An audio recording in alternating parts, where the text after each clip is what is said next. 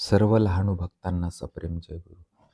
समर्थ लहानूजी बाबा, वंदनीय राष्ट्रसंत व परमहंस सत्यदेव बाबा यांचे परात्पर गुरु हैबतीनाथ महाराज. गुरुदेव परिवारातील सेवकांना आपली गुरुपरंपरा माहिती असली पाहिजे व त्या परंपरेतील महात्म्याचा परिचयही असला पाहिजे. वारकरी पंथातील कित्येक अर्धवट अभ्यासू राष्ट्रसंतांना वारकरी मानाव्यास तयार नसतात, कारण त्यांचा अपुरा अभ्यास. ज्या मायबाईने एक पलमे आडकोजी को तारा म्हटले होते, त्या ब्रह्मवादिनी संत मायबाई या संत हैबतीनाथाच्या शिष्या होत आणि हे हैबतीनाथ श्री संत ज्ञानेश्वर माऊलीचे शिष्य होत. या परंपरेतील राष्ट्रसंत असताना त्यांना का बरे वारकरी समजू नये? राष्ट्रसंतांनी आपल्या आयुष्यात पंढरपूरची वारी कधीच चुकविली नाही. त्यांच्या गळ्यात सदैव तुळशी माळा असायची.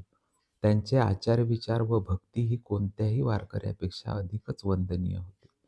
त्यामुळे वारकऱ्यांचे अर्धयू श्री मामासाहेब दांडेकर वैष्णवाग्रणी तसेच श्री धुंडा महाराज देगलूरकरासारखे त्यावेळचे महानुभाव राष्ट्रसंत तुकडोजींना खरे वारकरी संत म्हणून पूजनीय मानत होते. असो, प्रस्तुत लेखाचा विषय संत श्री हैबतीनाथ महाराजांचा परिचय करून देण्याचा असल्यामुळे त्यांच्याविषयीच पुढे कथन करूया. छत्रपती श्री संभाजीराजेनंतर पहिल्या श्रीमंत शाहू महाराजांचे काळात पेशवाई बळावली होती, कारण गादीवरील महाराज हे कधीच लढाईवर जात नव्हते. त्यामुळे त्यांचे सेनापती पहिले बाजीराव पेशवे यांचे पराक्रमामुळे स्वराज्य अधिक बलवान झाले. त्यांनी मराठी गादीची सत्ता दक्षिणेपासून तो उत्तरेपर्यंत संपूर्ण भारतभर पसरवली होती. या सत्तेचा विस्तार होत असताना अनेक सरदार घराणी सुद्धा त्या प्रांतात अधिक बलवान झाली. त्यात ग्वाल्हेरचे शिंदे, इंदोरचे होळकर, सुरतचे दाभाडे, बडोद्याचे गायकवाड, झाशीची राणी इत्यादींनी आपला प्रभाव त्या क्षेत्री वाढविला. त्यांचे सत्तेखाली काम करण्याकरता त्या काळात अनेक मराठी माणसे त्यांचे प्रांतात आपले नशीब आजमावू लागले.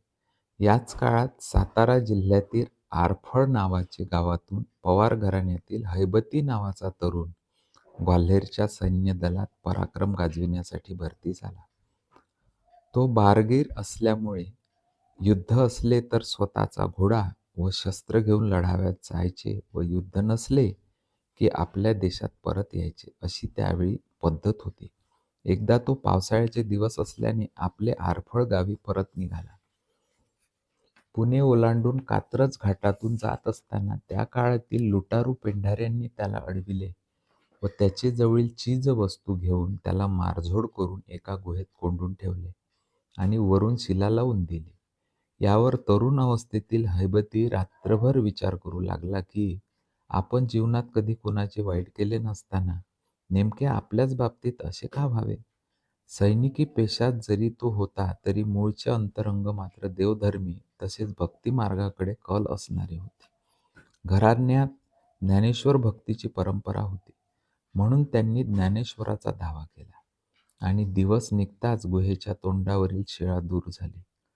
तत्क्षणी त्याने निर्णय घेतला की यापुढे आपण घरी न जाता आळंदीला जावे.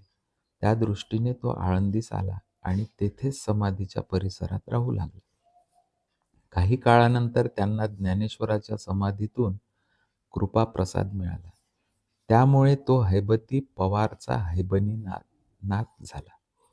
लोकांना त्यांची उपकारक अनुभूती यावयास लागली. त्यामुळे लोक त्यांना संत हैबतीनाथ म्हणू लागले. याच संत हैबतीनाथांनी श्री संत ज्ञानेश्वर माऊलीची पालखी पंढरपुरी नेण्याचा प्रघात सुरू केला. आज आपणास ज्ञानेश्वरांच्या पालखीचा जो सोहळा दिसतो तो संत हैबतीनाथामुळे. त्याचे श्रेय त्यांनाच द्यावे लागेल. या पंढरपूर वारीस आर्वीवरून श्री संत मायबाई जायच्या. त्या दरम्यान ब्रह्मवादिनी मायबाईचा श्री संत हैबतीनाथांशी परिचय झाला आणि पुढे त्यांना वारकरी धर्माची दीक्षा श्री संत हैबतीनाथांनी दिली. याच हैबतीनाथांची समाधी आळंदीला श्री ज्ञानेश्वर माऊलीच्या समोर आज आपणास दिसते. वारकरी संप्रदायात हैबतीनाथांना फार मोठे अग्रस्थान आहे. हैबतीनाथ, मायबाई, आडकोजी, तुकडोजी, लहानोजी, सत्यदेव बाबा अशी ही गुरूंची परंपरा आहे.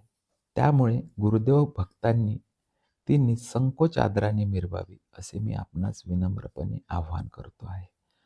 जात न पूछो संत की, पूछा जाय सिर्फ ज्ञान या उक्तीप्रमाणे त्यांची गौरवी जाणून मी संत हैबतीनाथांना वंदन करून माझी पुष्पांजली त्यांना अर्पण करतो.